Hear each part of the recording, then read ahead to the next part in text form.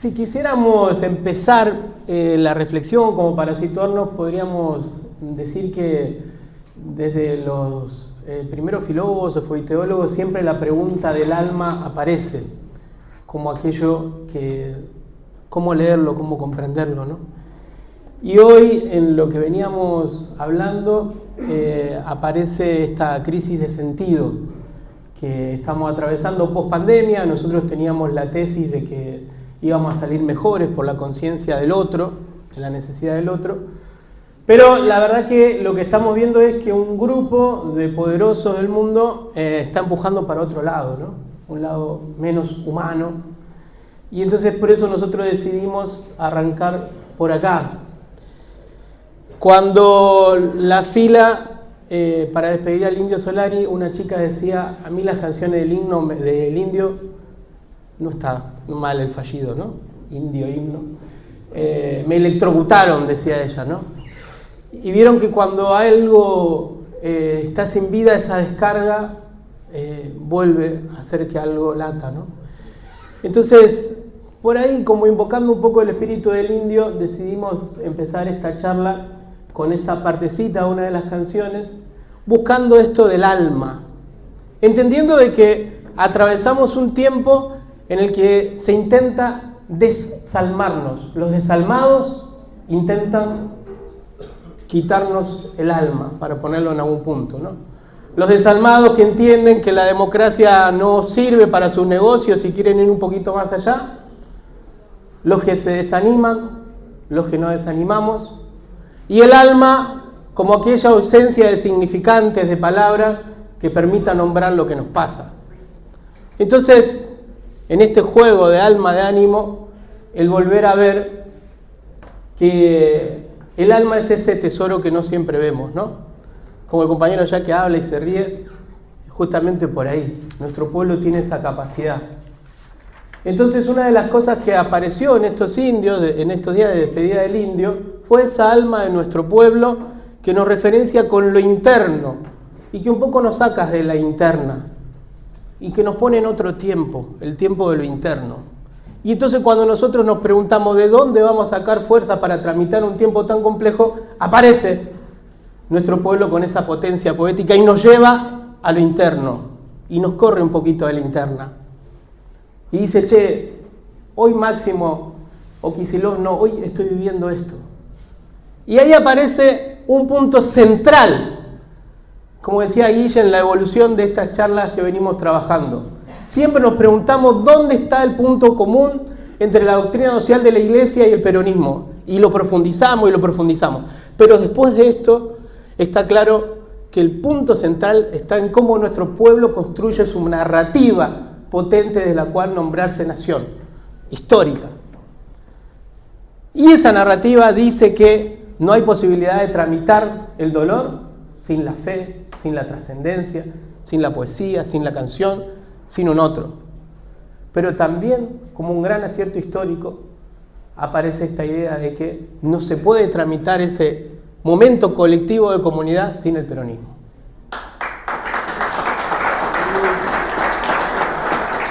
Con lo cual, la fe y el peronismo en nuestro pueblo tienen una razón de ser potente que desafía las narrativas que nos quieren dejar sin alma. Los Palantir son unas esferas que armaron los elfos y que dentro del relato de Tolkien no tiene nada que ver con nosotros. Es ajeno a nosotros. Pero cuando es ajeno, nuestro pueblo empieza a decir: no, nuestra alma está acá. Estos días que jugamos con Cabo Verde apareció un brujo que dice que vamos a perder, no sé si lo vieron. Y entonces los memes, que son fascinantes, dicen: bueno, pero nosotros tenemos a la Virgen de Luján. Y ahí aparece de vuelta el alma de nuestro pueblo, ¿no? Ese tesoro que no vemos y esos milagros que van a estar de nuestro lado. El negrito Manuel era Cabo Verde. El negrito Manuel era Cabo Verde, sí. Sí, es cierto.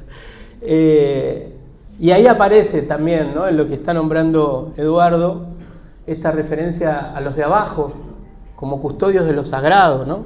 Ese negrito Manuel que era esclavo y que el pueblo, la comunidad junta plata para hacerlo liberto y que esté al servicio de la Virgen, ¿no? Entonces los humildes como custodios de lo sagrado. Pero ahora queremos pasar a esto de los tesoros que van, los milagros que van a estar de nuestro lado, que es un poco la próxima imagen que hemos ido construyendo hoy, para graficar un poco esta escena, ¿no? Entonces, partiendo en esta lógica de dimensión espiritual de la que queremos trabajar hoy, aparece la crisis civilizatoria como una crisis de sentido, una disputa que no es solo económica, política, sino que también es antropológica, porque está el sentido de lo humano, hacia dónde va a ir, si nos llevan a una condición humana más egoísta, más individual, o si aparece esta potencia colectiva de lo colectivo. Y este tesoro que no vemos, como lo decíamos recién, ponerlo en nuestro pueblo argentino, ¿no? Este pueblo que tiene una reserva ética, afectiva y espiritual capaz de interpelar la historia y de también resistir ensayos tan brutales como los que estamos atravesando. Y ahí aparecen escenas como Diego, el indio, el 24 de marzo y tantas otras circunstancias en donde nuestro pueblo muestra que su dimensión comunitaria dialoga con la trascendencia. Ahí aparecen estos dos horizontes de ese diálogo con la trascendencia, que por un lado es espiritual. Hay un pueblo que necesita y que requiere y que exige concretamente un diálogo con lo espiritual. Siempre me acuerdo, mi abuela era devota de la rosa mística, hasta que se dio cuenta que el vecino al lado sacaba más seguido la quiniela, y entonces se dio cuenta que el vecino era devoto del Gauchito Gil, entonces migró al Gauchito Gil para tener mejor suerte. La castigó un par de semanas, no le llevó velas, y cuando volvió a sacar la quiniela, volvió a ponerle velas a la rosa mística, ¿no? Quiero decir que cualquiera de nosotros tiene una anécdota donde dice la Virgen me dio una mano en esto, o tal santo, o lo que sea. Nuestro pueblo es un pueblo que se sube a los semáforos para celebrar y que dialoga con la trascendencia para resolver los dramas cotidianos y colectivos. Y es una alma que no nos han podido robar, por eso no lo pueden comprender. Y en esa mediación aparece la fe y aparece el peronismo. Y en este último ensayo de los milagros que están de nuestro lado, aparece esto de este diálogo que aparece en el Tesoro de los Inocentes, que es alma mía. Ese diálogo con el alma, no vas a regatear. Si no hay amor, que no haya nada, no vas a regatear. Y aparece como condición ética. Si no hay amor, que no haya nada, aparece como condición ética. Y como una condición ética que de vuelta, como decían los griegos, nos saca del cronos, de ese tiempo brutal de la interna y del enojo y de la cosa, ¿no? Y nos pone en lo interno. Si en esta charla no hay amor, que no haya nada. Puede salir bien, pero puede salir mal, pero que sea amorosamente. Que tenga el compromiso de ir más allá de la foto, de lo efímero, en lo que a veces caemos. Y si el cronos, como decían los griegos, era ese tiempo brutal que arrasaba con todo y que no paraba y que no se detenía, obviamente este tiempo acelerado de lo digital lo volvió más brutal. Entonces por eso es importante recuperar el kairos, que es el otro tiempo del alma, el tiempo que se detiene, que reflexiona y que podemos nombrarlo como el tiempo de la comunidad. Y en ese otro tiempo, en el de la comunidad, en el tiempo de la unidad básica, del mate, del compartir, aparece esta condición ética con potencia de no regatear, sino de jugar a fondo. Entonces, acá aparece todo esto que estamos abordando en esta, que lo vamos a tratar de hacer más rápido, es la imagen bíblica de esta potencia que recién la nombrábamos desde nuestra dimensión popular, desde nuestra dimensión nacional y de la manera en que nuestro pueblo expresa su espiritualidad para nombrarse a sí mismo y dar la batalla de la época. Aparece acá una síntesis del proceso bíblico y entonces nosotros vamos a hacer una afirmación muy potente y vamos a decir que la tierra prometida es la dignidad como horizonte de la historia. Y esto es muy importante decirlo. ¿Por qué? Porque habitamos conflictos bélicos en este tiempo, porque algunos dicen que hay un Dios que dijo que hay una tierra prometida para unos y para otros no. Y así parezca tan brutal esa lectura errada de la Biblia, es importante verla de que nosotros creemos en un Dios que entra en la historia no como una deidad para ser alabada, sino en un proceso de liberación. Escucha el clamor de un pueblo oprimido. Y dice, salgan. Y si hace falta voy a abrir los mares. Y si hace falta vamos a cambiar el rumbo del mar y vamos a cambiar la historia. Un Dios cómplice del proceso de liberación. Ese es el Dios en el que nosotros reflexionamos la dignidad humana y el sentido potente de la participación en la historia. Un Dios que irrumpe ante la opresión de un pueblo y le dice, andá, que yo voy con vos. Entonces Egipto ya no aparece solo como una geografía, sino como toda forma de esclavitud en la historia. Y es algo que no aparece en un tiempo y queda ahí, sino que va a haber diferentes faraones, diferentes procesos de opresión. Y nosotros vamos a creer y vamos a construir una relación con un Dios que dice, el peor pecado es dejarte esclavizar. El peor pecado es dejarte oprimir. Y el diálogo conmigo necesariamente debe ser un diálogo de salir de la opresión e ir hacia adelante. Entonces, acá llegamos a este otro punto, salen de Egipto, van al Éxodo, aparece Moisés, el ordenador social, las leyes, y ahí aparece esto de que la tierra prometida es la dignidad. Nadie pudiera reclamar a la tierra prometida o un lugar si eso conllevaría la muerte, el genocidio o la pérdida de dignidad de otro.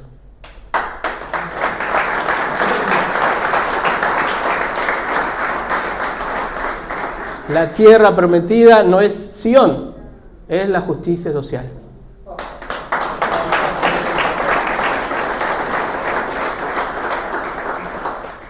En este proceso bíblico aparecen los profetas y los profetas van a decir, bueno, logramos la libertad. Logramos la libertad. Ya nos estamos organizando, peleamos con otros pueblos, pero es importante la justicia. Y ahí aparece de vuelta esta dimensión de la inspiración divina, ahora en forma de espíritu, en donde los profetas van a decir la justicia. Recuerden que también todo este relato bíblico es un relato sociológico, histórico, antropológico, que nosotros lo vemos. Si estuviera un cura acá diría, te está diciendo barbaridades porque no entra en el dogma, pero bueno, nosotros hacemos política. Y lo que estamos haciendo es buscar insumos en nuestro relato histórico, teológico, filosófico, popular, afectivo, para dar la batalla que tenemos que dar. Entonces, en este punto, los profetas, cuando se estaba organizando esa vida agrícola de ese tiempo, ¿no?, empiezan a ver, che, acá hay injusticias y esto no puede ser. Bueno, de vuelta a un Dios que inspira esa lucha por la liberación. Y llegamos al punto, esta es la etapa bíblica, al punto culminante, por decirlo de algún modo, que es Jesús. Y Jesús lo que hace como relato, como irrupción, y perdóneme el término, como revolución epistemológica, pone el centro en lo humano. Si hasta ese momento se esperaba, como algunos todavía esperan, un Dios que reordene los componentes geográficos y la lógica de poder, aparece alguien que se encarna, que se mete en la condición humana, que la asume y dice, no hay nada más sagrado que lo humano. No hay nada más sagrado que lo humano. Y tan post-sionista es Jesús, que el lugar que algunos reclaman por derecho divino es donde Jesús muere. Es el hecho amoroso a la condición humana. Entonces, en este punto, que obviamente para nosotros Jesús es una potencia tremenda porque ha condicionado positivamente nuestra vida y ha sido un motor ético importante, en este punto lo que aparece es, nadie nos puede maltratar si Dios se hizo de mi condición. Y en esto de los Palantir y estos otros relatos, lo que se va buscando es un militante, un sujeto que quede sin ética y sin épica. Sin la ética del amor al prójimo y sin la épica de la resurrección, del ir más allá de la muerte. Entonces en Jesús recuperamos nosotros esta dimensión de la ética que nos lleva a ir amorosamente por el otro hasta donde haya que ir, y en la épica de que tenemos hasta dioses de nuestro lado, ¿no? Que nuestra convicción de una sociedad más justa tiene un Dios de este lado, pero a la vez que lo humano es divino.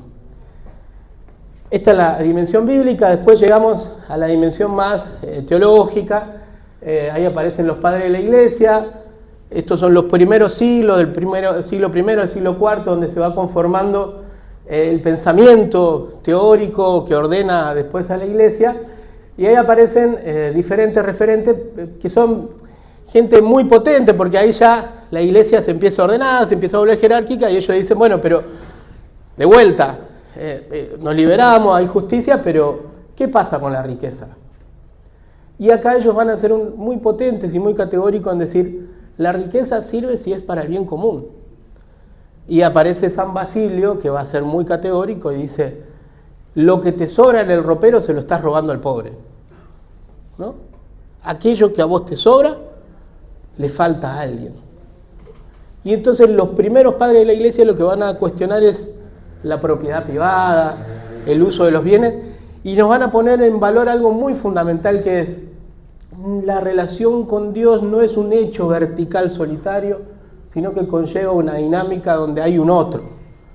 No existe una espiritualidad holística, como se diga, que me haga sentir mejor si no está el otro. Esto lo van a decir los padres de la iglesia en el siglo I al siglo IV. Aparece Santo Tomás de Aquino, muchos de ustedes lo habrán leído y estudiado, brillante, y él ya va a armar el andamiaje filosófico de la justicia social, ¿no? Pues bueno, respetamos la propiedad privada, pero todo tiene que ir en el sentido del bien común. La política tiene razón de ser si va en el sentido del bien común. La ciudad de Dios, el andamiaje filosófico de la justicia social. Y después llega un punto potente, que es León XIII, la Rerum Novarum, de las cosas nuevas, y que hoy para nosotros esto tiene enorme valor contemporáneo por León XIV. En la irrupción de la revolución industrial, empieza la explotación, empieza esta cosa del capital, la tensión capital y trabajo, y León XIII va a ser muy categórico y va a decir, bueno, los trabajadores tienen derecho a organizarse, y la iglesia va a plantear una postura donde aparece una segunda coincidencia potente con el peronismo, y es ni el mercado ni el colectivismo, ¿no? Sino una opción por la dignidad humana ante todo. Por eso va a ser tan potente la Rerum Novarum, porque frente a un mundo en donde se entra en tensión sobre hacia dónde va el destino de la humanidad, la iglesia nuevamente lo va a poner en lo humano. De ahí vamos a dar un salto histórico potente, más largo, y vamos a llegar a Latinoamérica. Y en Latinoamérica, si lo que acabamos de nombrar es este espíritu como pueblo que nos permite nombrarnos con potencia de trascendencia, si nombramos la dimensión bíblica, si nombramos la tradición de la iglesia, la patrística y en los padres de la iglesia, acá aparece Latinoamérica con una potencia maravillosa. Nombres que ustedes conocen: Monseñor Romero. En nombre pues de este sufrido pueblo cuyos lamentos tumultuosos suben al cielo, les suplico, les ordeno, paren la represión. Si a alguien le cabía duda de que la encarnación y esa razón de ser de un Dios potente podía darle a un pueblo las razones para resistir, Angelelli va a decir: con uno ido en el pueblo y con otro en el Evangelio. Y ahí va a aparecer Carlos Mujica también diciendo: aquel que no tiene ideales es un cadáver viviente. Aquel que no tiene ideales es un cadáver viviente. Así aterriza nuestro pueblo latinoamericano el Concilio Vaticano II. Dice, bueno, todo bien con los europeos, nosotros a Pablo VI lo queremos un montón, a Juan XXIII, el Papa bueno, lo adoramos, pero es una reflexión, tiene que ver con la tesis. Y acá nuestro pueblo tiene una praxis que ensaya. Entonces, así va a aterrizar el Concilio Vaticano II, va a aparecer la teología de la liberación, este movimiento de liberación asociado a los diferentes movimientos latinoamericanos. Van a aparecer testigos, como venimos diciendo. Nosotros tenemos a Carlos Mujica, tenemos a Angelelli y a muchos y muchas compañeros nuestros de Nevares, ¿no? Y tantos y tantas que están grabados a fuego en nuestro corazón, porque ¿qué hubiera sido de muchos de nosotros, militantes de barrio, pibes de los 90, del 2000, que no teníamos tanto acceso a bienes culturales y la capillita de nuestro barrio no nos hubiera invitado a algo más. Entonces nosotros también somos hijos de ese proceso histórico que empezó europeo, pero que se encarnó en un proceso latinoamericano y se volvió de liberación. Y entonces va a aparecer algo que tiene un enorme valor y es la teología del pueblo, y es distinta a la teología de la liberación porque es argentina. Y esta teología del pueblo va a rescatar el valor de la religiosidad popular, va a rescatar el valor de nuestro pueblo en su capacidad de expresar la fe de diferentes formas, las peregrinaciones, las novenas. Va a decir, no viene de arriba la fe. Es interesante estos curas que dicen, mirá que la gente también se evangeliza a sí misma. Y hay un Dios que actúa en la historia a partir de nuestro pueblo y lo que nuestra gente es capaz de construir. La teología del pueblo, que obviamente termina en Francisco, porque Francisco viene de ahí, de la teología del pueblo. Todas esas magias, esas gambetas de Francisco tienen que ver con eso, con la comprensión de la religiosidad de nuestro pueblo. La teología del pueblo va a habilitar este proceso histórico del pueblo argentino y ahí va a aparecer Francisco, ¿no? Francisco con esta potencia, haciendo una nueva síntesis de la doctrina social de la Iglesia, poniendo al pueblo como capaz de producir cultura y religiosidad popular y como sujeto histórico. Recuerden que nosotros venimos de un proceso de evangelización donde nos trajeron la fe. No la teníamos, se nos trajo. Y durante mucho tiempo se siguió intentando, bueno, vamos a llevarle la fe, vamos a evangelizarlo. Y Francisco le va a decir, acá hay un Dios que habla a través de su pueblo. Y eso tiene razón de ser en una de las afirmaciones centrales del Concilio Vaticano II, que son los signos de los tiempos. Los signos de los tiempos son aquellos lugares donde Dios se manifiesta a través de lo que el pueblo va construyendo, ¿no? Y ahí Francisco nos va a regalar 4 encíclicas maravillosas. La Evangelium Gaudium, que plantea la iglesia en salida, la cultura del encuentro frente a la ruptura de los vínculos. Aparece esta idea de una iglesia que no es autorreferencial, sino que vuelve a mirar, que vuelve a salir. La Laudato Si, como bien la comentaba el compañero, que nos devuelve esta mirada integral sobre la ecología y que plantea que la crisis, el cambio climático, la crisis ecológica, no es algo disociado de la crisis social. Que cuando se contamina, cuando se rompen ecosistemas, hay pueblos que lo padecen. Y en toda esta tradición de la doctrina social de la Iglesia, Francisco va a poner a la casa común en un lugar de enorme valor, ¿no? Aparece la Fratelli Tutti. Bueno, en la Evangelium Gaudium aparecen con mucho valor estos principios que él planteaba, ¿no? Que los voy a leer. El tiempo superior al espacio, la unidad prevalece por sobre el conflicto, la realidad es superior a la idea y el todo es superior a la parte. Va a ser un regalo de enorme valor. Fratelli Tutti, todos adentro, ¿no? Hablar de la buena política, los poetas sociales y la construcción de la fraternidad como mecanismo y como propuesta civilizatoria. Y de vuelta en nuestros pueblos, nuestro movimiento en un lugar. Y en la Dilexis Nos va a aparecer el corazón. Ya Francisco empezaba a leer esto del descarte, la deshumanización y el empujar a una condición humana más brutal, más deshumanizada. Entonces Francisco va a poner de vuelta el corazón en el centro y va a decir, el corazón no es solamente un lugar emocional, sino que es un productor de sentido, de reflexión y también de quehacer público. Este es Francisco, y dejo acá un apartadito porque después lo va a retomar Eduardo, pero este es un pantallazo de Francisco y siempre nos conmueve, ¿no? Y de ahí ya vamos a ir a León XIV y aparece un momento de enorme potencia en la doctrina social de la Iglesia. Recuerden, 1891, la Rerum Novarum, León XIII, tensión, capital y trabajo, revolución industrial, y hoy, en este tiempo, León XIV, magnífica humanidad magnífica, lo magnífico del humano, ¿no? Lo magnánimo del humano, lo humano puesto en la potencia mayor, para decir que la tensión hoy es entre lo humano y aquello que deshumaniza. Y va a decir, hay una falsa tensión entre si la inteligencia artificial es algo que hay que subirse a ya porque es una... o la sospecha. Dice, ahí no está la tensión. La tensión está en si va a ser al servicio del bien común o al servicio de unos pocos. Y ahí se pone de frente directamente a Silicon Valley. No hay que darle vuelta a esto. Tenemos un papa que pasó por Perú, que pasó por Latinoamérica, que de vuelta sintió el clamor, la vida de nuestros humildes y le está diciendo a los poderosos, muchachos, esto no.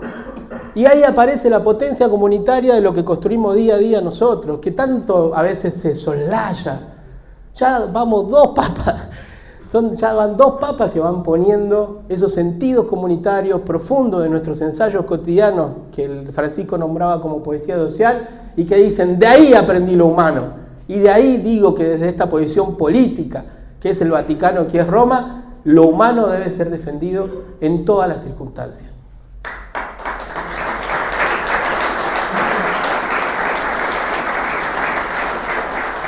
Invito a que la profundicen, a que la lean, a que la disfruten, porque es maravillosa y de vuelta, en la lógica del sinsentido, no hay para dónde ir. Leer esto te plantea en un lugar que es un lugar... Nosotros somos unos privilegiados, porque por un lado es un lugar interesante en términos académicos, intelectuales, pero también es interesante porque nosotros habitamos estos lugares comunitarios. Nosotros no venimos de la meritocracia.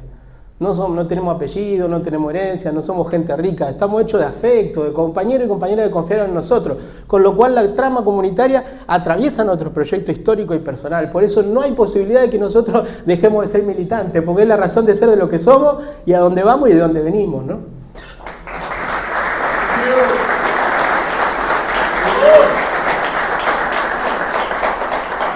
Es lo que hay. Entonces, no quiero colgarme en esto porque está buenísima y les pido que la lean.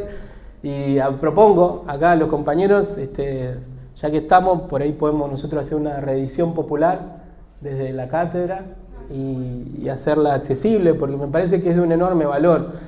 Y los poderosos de este mundo, como digo, que nos llevan a lo deshumano, que dicen, no, ya se agotó, hay que ir a una tecnocracia, y bueno, se sacan fotos y hacen esas cosas, y algunos viven cerca nuestro, tremendamente, nos quieren llevar puestos y nos dicen que leer el momento histórico es complicado. Y acá hay una herramienta para leerlo, pero leerlo también desde nosotros, ¿no? Un dato importante de la magnífica humanidad, ahí él plantea, hay que aplicar lo que le aplicamos a lo nuclear, a la inteligencia artificial. Hay que generar un tratado de no proliferación. La inteligencia artificial no puede ser un arma. Y llegamos tarde porque algo de inteligencia artificial hubo en Venezuela, algo de inteligencia artificial hubo en Irán, y algo de inteligencia artificial hay en esta etapa. Entonces es importante poder nosotros también ver que hoy el avance tecnológico no puede ir más allá de nuestra capacidad ética de condicionarla, de ordenarla. Entonces, este dato de desarmar la inteligencia artificial es un grito de lo humano para que este avance tecnológico, que es civilizatorio, no esté en contra de nosotros, sino que potencie la capacidad humana de ir hacia adelante. Ese es un dato central del planteo del Papa en esta encíclica. Y el otro dato que me parece de enorme valor es lo humano sigue siendo más asombroso de cualquier inteligencia artificial. Y de vuelta, este Papa yanqui, al que algunos de nosotros mirábamos con sospecha, vuelve a poner en valor lo comunitario y esta potencia de nosotros creando y construyendo, ¿no? Entonces dice, bueno, lo humano sigue siendo asombroso y todavía no hay nada que equipare esa capacidad del humano. Y después todo esto que sabemos de lo que requiere en términos de explotación de nuestros recursos estratégicos y naturales, los servidores y la inteligencia artificial. Pero, como digo, solamente quiero provocar para que la miren. Y ya vamos a la última. Esto fue pasamos rápido, pero me parecía interesante ir generando apenas algunas provocaciones para que después colectivamente lo podamos construir. Hay una... yo soy de Budge, y bueno, tenemos a Fiorito al lado y tenemos cierta rivalidad. Ahora, cuando Maradona nació ahí, medio que se acaba la rivalidad, ¿no? Y entonces, de a poquito, Fiorito fue como expandiendo su zona de influencia, y entonces nosotros en Budge también empezamos a generar algunas cosas. Un día, un pibe de Fiorito me dijo, yo creo que Fiorito es nuestra Jerusalén. Me dijo, ¿no? Porque acá nació Dios. Yo dije, bueno, este está... Pero ese es nuestro pueblo, ¿no? Nuestro pueblo es ese que disputa la mano de Dios, la tierra de Dios, la dignidad de Dios. Ese es nuestro pueblo. Yo creo que fue un gran acierto de los vecinos de Budge renombrar de Fiorito, renombrar o nombrar a Fiorito como comunidad de Dios. Y de vuelta digo, porque desafía la idea de que algunos sí y otros no. Desafía la idea de tierra prometida, ¿o no? Es como Paraguay ganándole a Alemania, ¿no? Es esa potencia irreverente capaz de llevarse puesto y de que hoy los albañiles estén de fiesta. Esa es la irreverencia necesaria que nos tiene que volver a la lógica de lo interno, dejando de lado un poco la interna en la cual nuestro pueblo a veces queda fuera. La potencia que va a evitar la fragmentación de nuestra patria, la potencia que nos va a devolver la dignidad suficiente para plantear al barrio y a la comunidad organizada como hipótesis de mundo, está en nuestro pueblo y empuja y construye de las 4 de la mañana todos los días por amor a sus hijos. Muchas gracias.